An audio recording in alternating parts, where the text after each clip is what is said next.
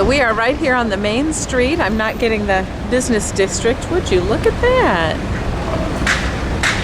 And we've just had a lunch at a little cafe. And we love this volcanic rock that forms the sidewalks and the walkways and the roads, and then intertwined with the beautiful white rocks.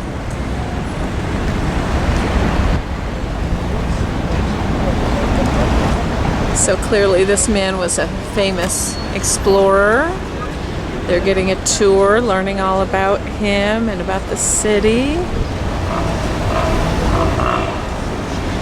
And these are, what do you know about these arches, Carolyn? They're the city arches. The city arches. She got all excited. She said, "Oh, the famous city gates. Look at this beautiful walkway."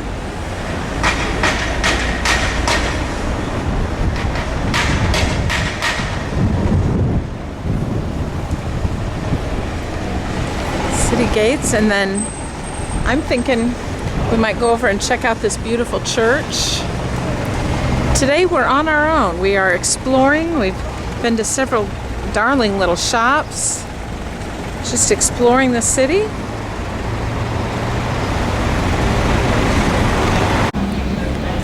We are going to go in this beautiful church. Do we know the name of this church yet?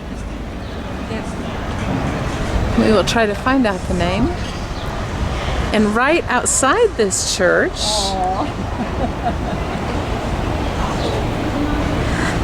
Carolyn's loving all the dogs and the Azores.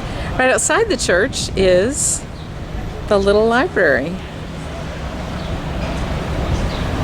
full of books in there.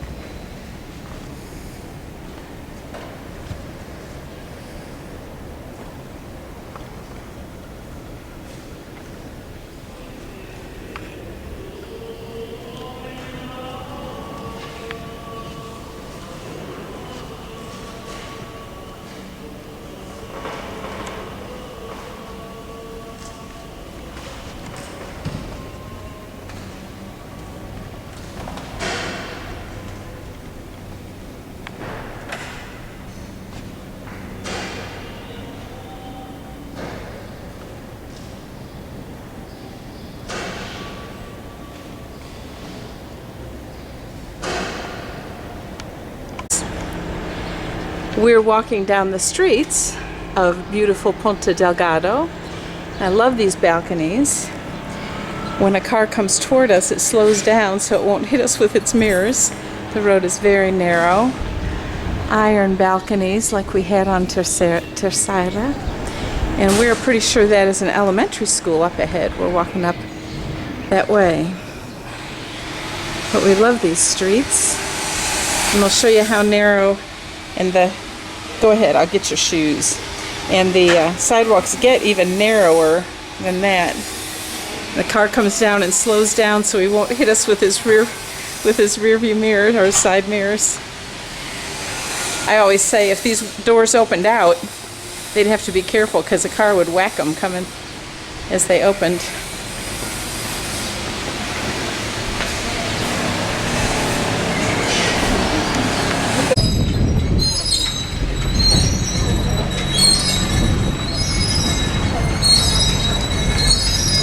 There's been a festival recently, and these were lights put on this church for the festival, and we've been sitting here watching them assemble this scaffold contraption. Uh-huh. Stand up to get there. We've been counting all the work safety violations they'd be cited for in the United States, including we've got cars going through right below. We had an old lady walking through on a cane below. Hard hat. No hard hats. I'm not sure those fellas are really harnessed to anything. Oh, I see the harness. People strolling, they're wearing a harness, but Yeah, are they it's harnessed attached? only to the scaffold. Okay, The scaffolding falls, they fall too. but at least they can't fall off the scaffold.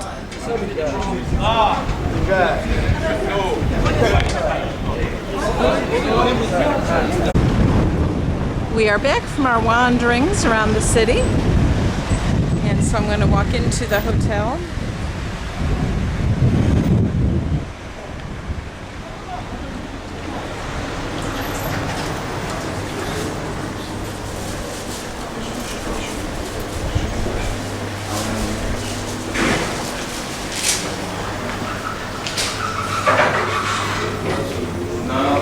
And this is where we will have breakfast tomorrow morning.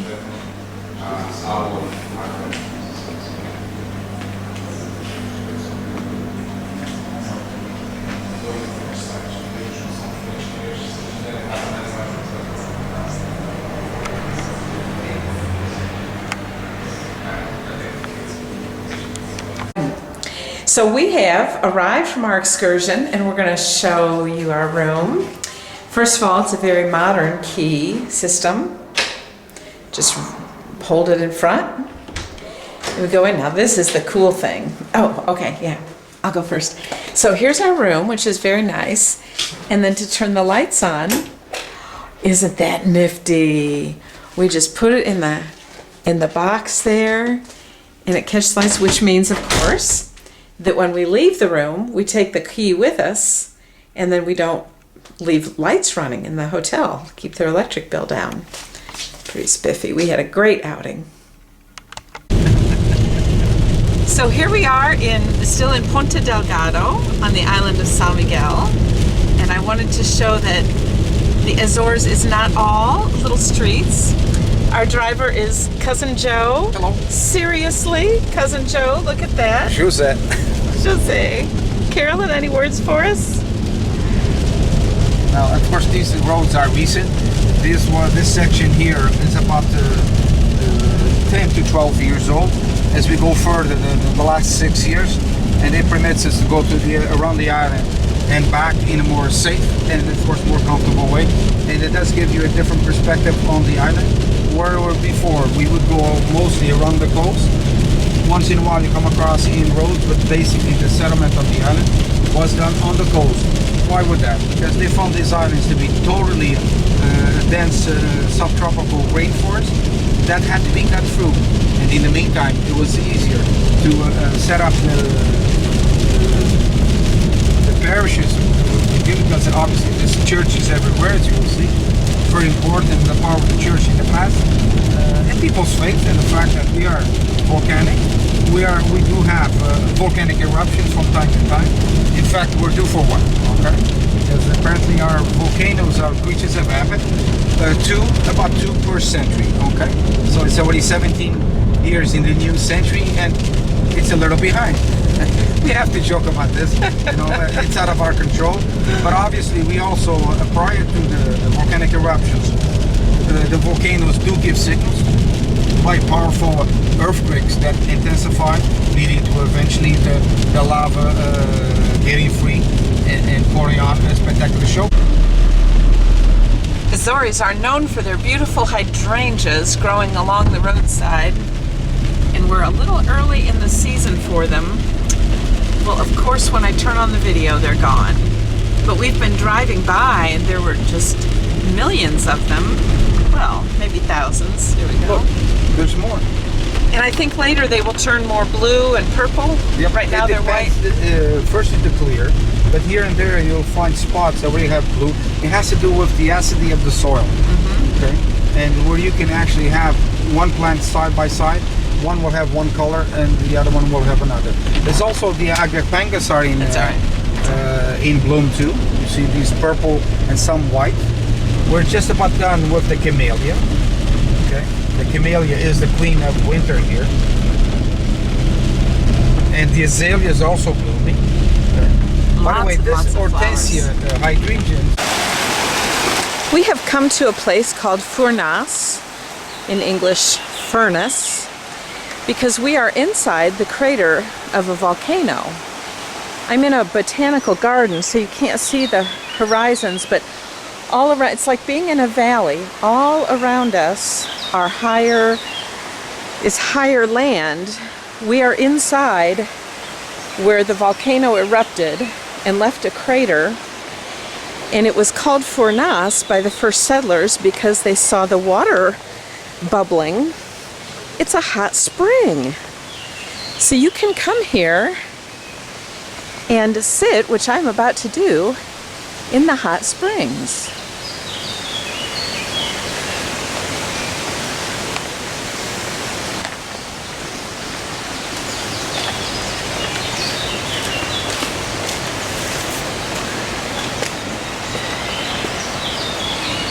And it looks very brown. We were warned about this.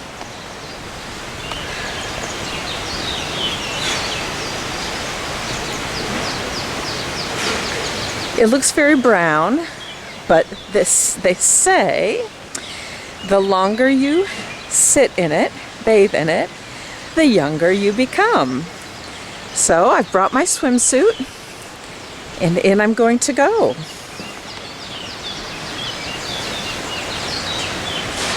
There you can see a little bit of the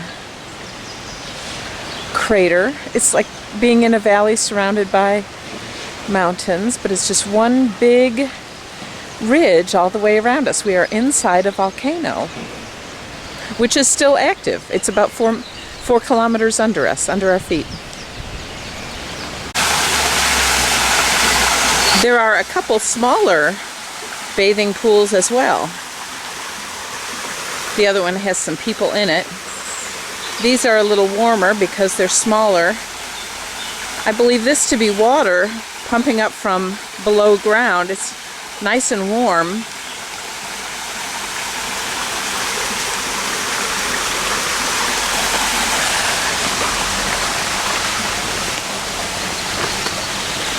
Lots of walking paths through.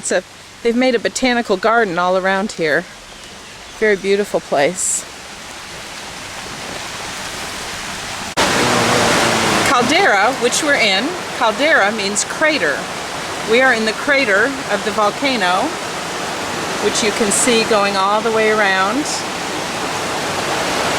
So we are inside the volcano stream. I hope the umbrella's not in the way. Ah, great. No. A field of hydrangeas. We're a little early in the season. Later, maybe in a month, this island is just covered with these all along the highways and everywhere. Beautiful hydrangeas. It's the national flower of the Azores, yes? Regional flower, even though it's not from here. Yes. But people have adapted it the way it develops here with the rich fertile soil and this wet weather. No need to. We are still in the caldera. We're in the volcano with the walls all around us. It's a foggy, rainy day, as you might have noticed, but this is no longer fog. These are a little reminiscent of Yellowstone, and I'm smelling a little sulfur. Are you smelling sulfur? Yes, These are called fumaroles, where the heat from the volcano, about 4 kilometers under us, is coming up out of the earth as steam.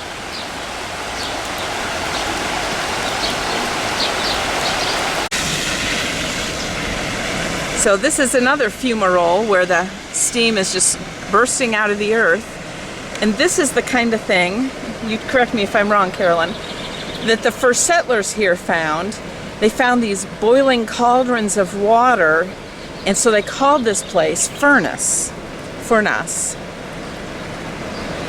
And it's all just throughout here, places where the water is just bubbling up out from under the earth, where there's a volcano below us. creating all kinds of steam. There's the walls of the volcano all around us. Boiling. Yes.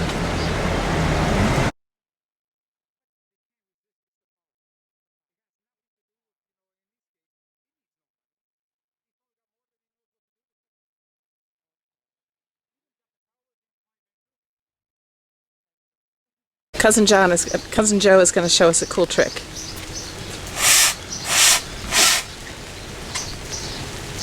I have to do a roll call. Come on.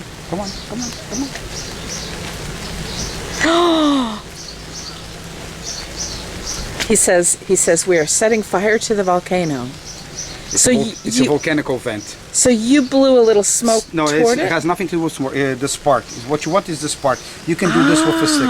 But the tobacco, by the way, Portuguese or Azorian tobacco, okay? Cigarettes, and we have cigars too. But let's try it again. You want to Okay, try it? You yeah. can blow on it for me. Okay. Carolyn, you'll have to blow. I'm doing the camera. Give us that Kentucky blow. Good effort. Okay, let's wait now. Good hit, but I think that's Hold on. We hear it.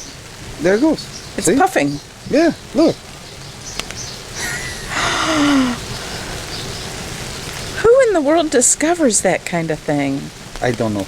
You know what I tell the kids? Huh. It's a homework project. Well, There you go you back go. to school, ask the teacher to help you out with that one. This gas is being released here. When the sparks in contact, there's a sort of an increase in the amount of smoke, as you see. Okay, but again, it has nothing to do with tobacco. I'll do it one more time. But remember, kids, never smoke.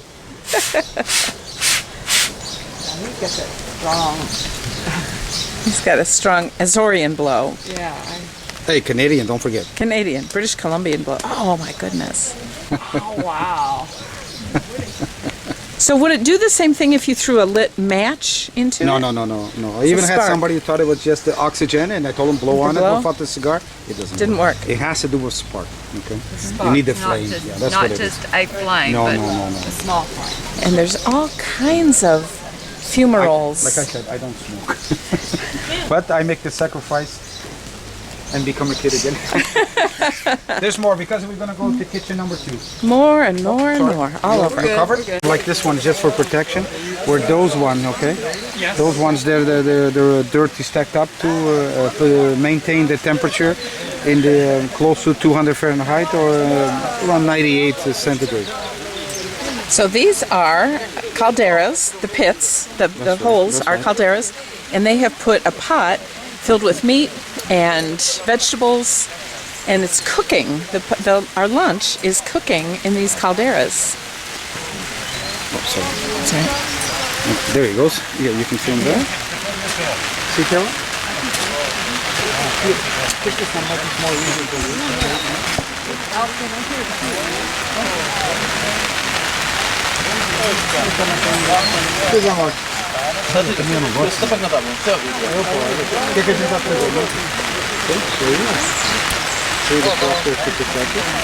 There's another one.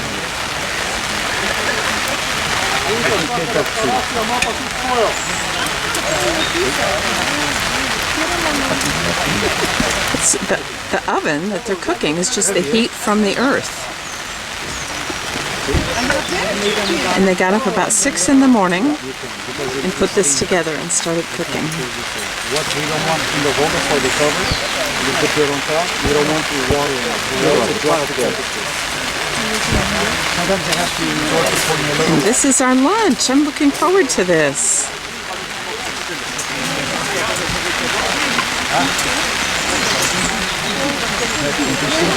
Very simple, right? Nobody knows who's what.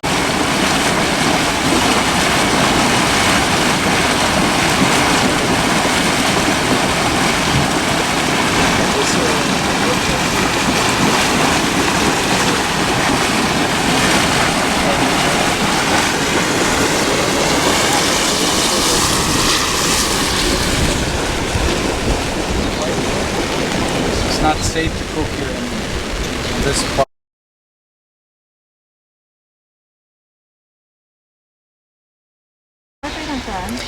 We have come to a tea factory.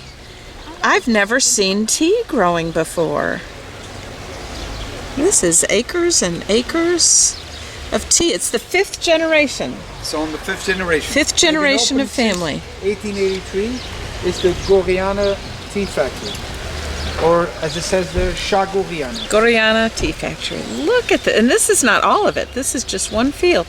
So we are going to go pick some tea leaves.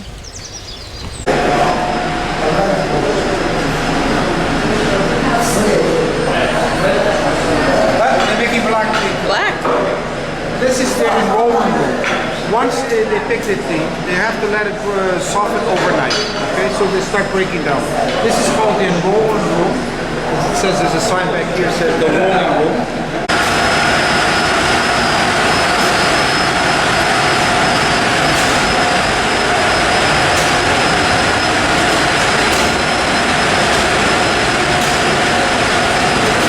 The black tea dry.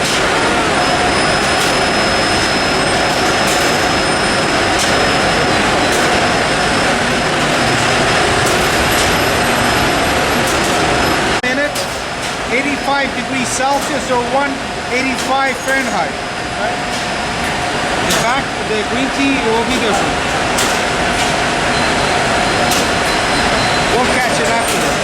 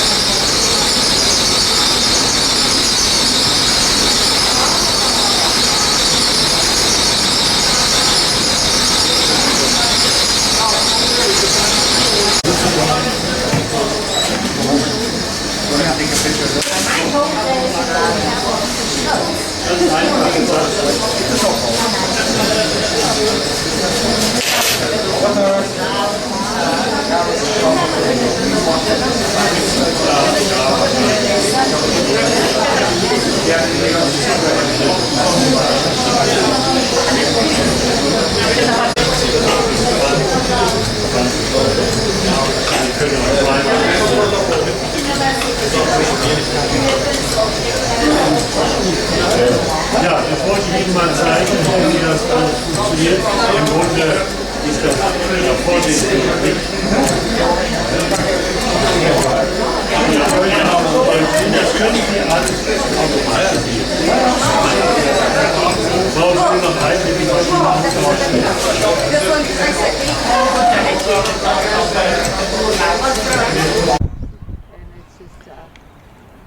Yesterday we had a lot of fog and rain. You saw the umbrellas. Today is gorgeous. We're on our way to Sete Cidades, 7 cities. But we've stopped at this beautiful overlook. Now I mentioned there was a thermal bay, and you see that lava flow, that delta of lava that solidified. Okay. Both of these on either side that occurred volcanic eruptions and then subsequent runoff, lava flows, about 900 years ago. You see the building. This part of the island is about 600,000 years old. The volcano itself. I'm trying to get that seagull. Have I got him? I can't see in the window.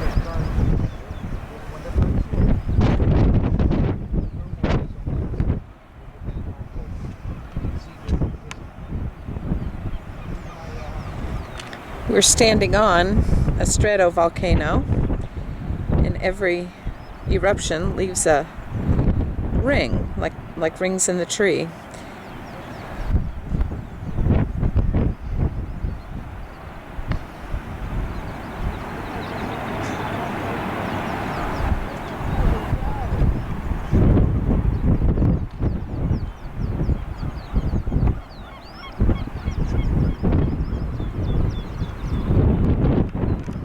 Inside it huge caldera. There are 7 volcanic eruptions altogether, 4 of which form lakes. The largest one is the green and the sometimes blue lagoon at the far end. Okay, one is narrow, reflects the green surroundings, and it's a perfect green. The tone of greens depends on the light. As you can see here, you get more than one shade. On the far end, it's white. It normally reflects the sky, okay, a darker color. This is to believe that. Why is it 2 colors? Besides the science part about one crater being narrow, the one wide open, and it depends on the angle of the sun, the cloud cover, the presence or absence of the same. As you can see, it can become so really tremendously beautiful. But of course, there's besides that, there's the legends. There's 8 legends altogether, and of course the most famous one, most known one, is about a princess in Atlantis. Remember, this is Set Cidades, or 7 cities. And apparently Atlantis had 7 magnificent citadels, okay, and 7 craters that represents that. Even the bridge over there, when we move towards there, the sun will get through the light. You'll see there's 7 bridges. This is the latest addition to the belief that this was once Atlantis.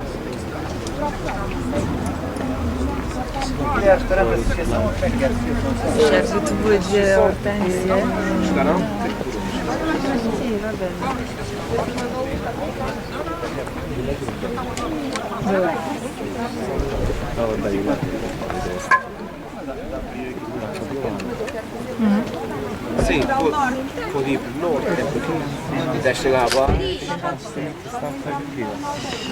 Questo magari ci si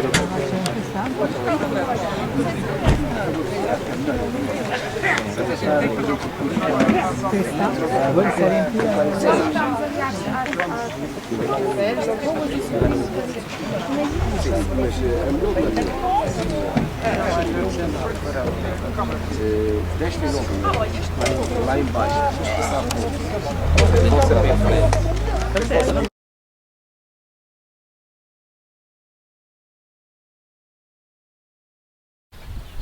So now we found another section of this aqueduct. It went for 10 kilometers or so. It's about 5 to 8 miles, somewhere in there.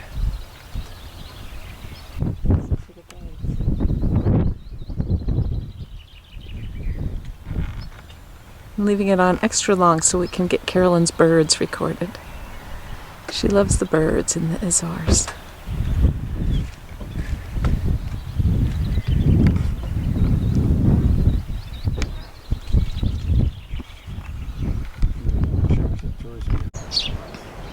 I found a patch of hydrangeas in bloom, as you can see. In about a month, this is what will fill the countryside. And on São Miguel, they are always blue. They seem to start out white, but they will all turn purple. They don't have the pink one. I mean, they don't go pink here. But I just can't imagine. It's miles and miles and miles of this all along just highways, like wildflowers. No, I know someone. She's an artist.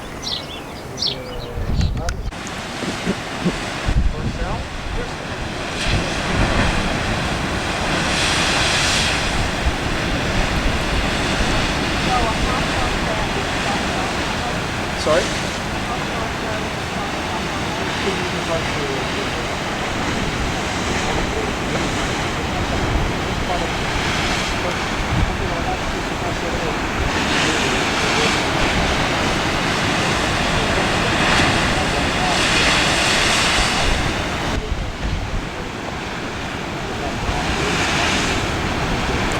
I could stand out here for about 2 or 3 hours. It's about 75 degrees. Somehow there's no wind at the moment.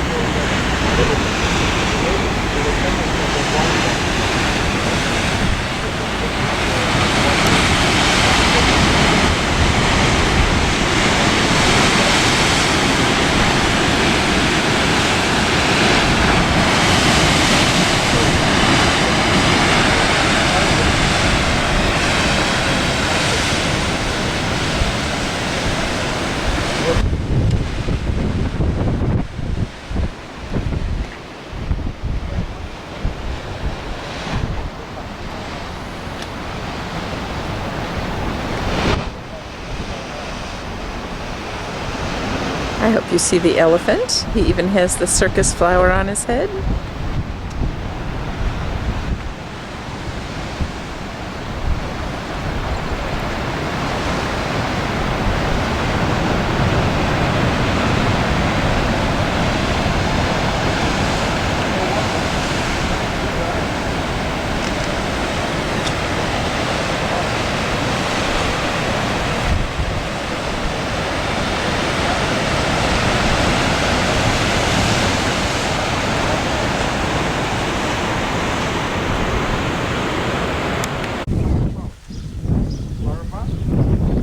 Pineapple plantation.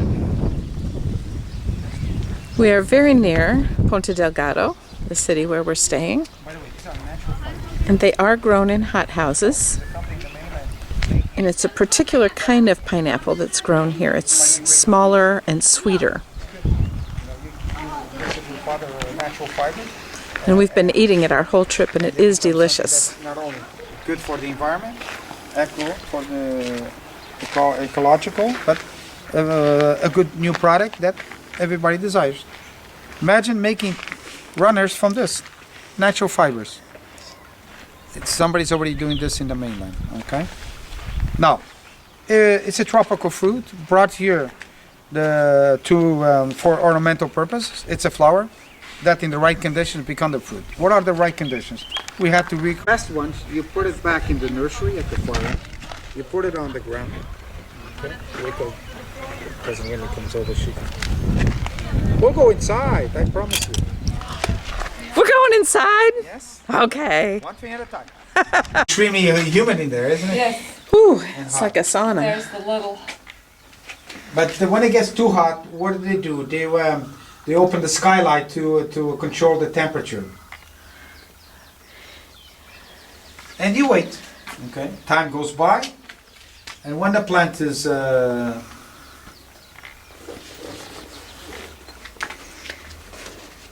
So these have maybe 700 plants in them. that's right. And there's one further up that has about 3,000. Yes, ma'am. And it takes 18 to 24 months to make one pineapple. Now, this one seems to be all doing almost at the same size, even though some are behind, some are ahead of the others. And ideally, they Today is Saturday, June 3rd, 2017, and we are packed and we're ready to head to the airport. We'll get a bite for lunch, head to the airport, and our trip is pretty much over.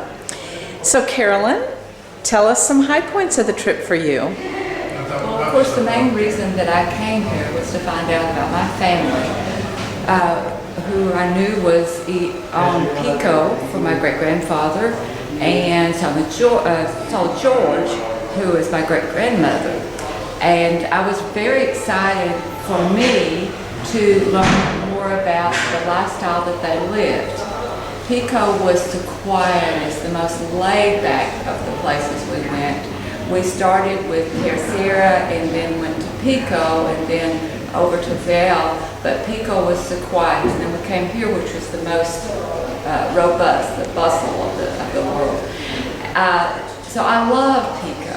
And I love the fact that while I was on Pico, I learned about my great-grandfather's name, which we thought was Joseph Brown Silva, but we learned was probably Joseph Broom Silva because there are no Browns on the island. So that was very exciting to me. The other things that I found was exciting was eating the octopus, eating the food from the ground that was called Cozido. Zito, and I love to eat. And just generally being surrounded by people from all continents, or at least from the continent of Europe. So I've had an exciting time. The most important thing, though, is getting to do this all with my good friend Wendy.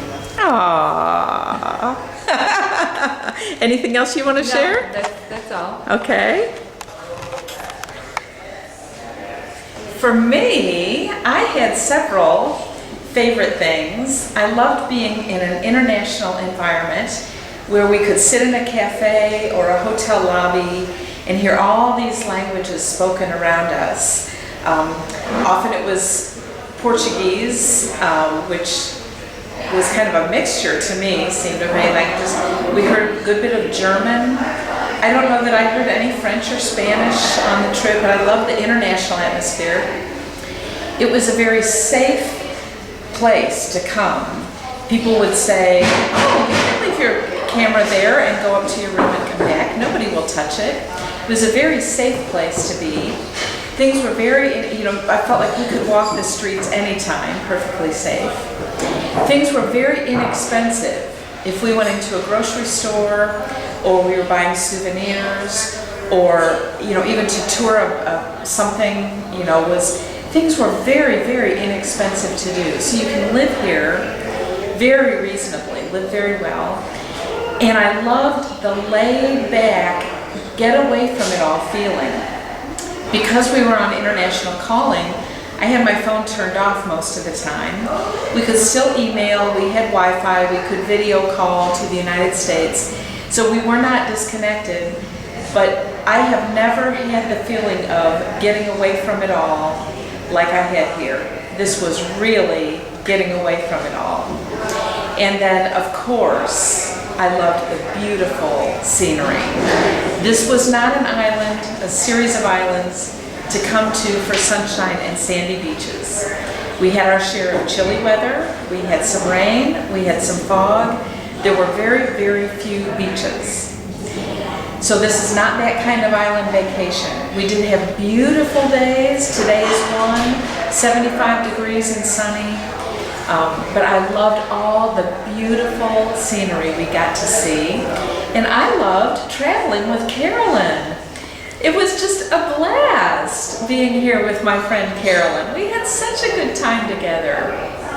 So that's all I have for my vacation wrap up.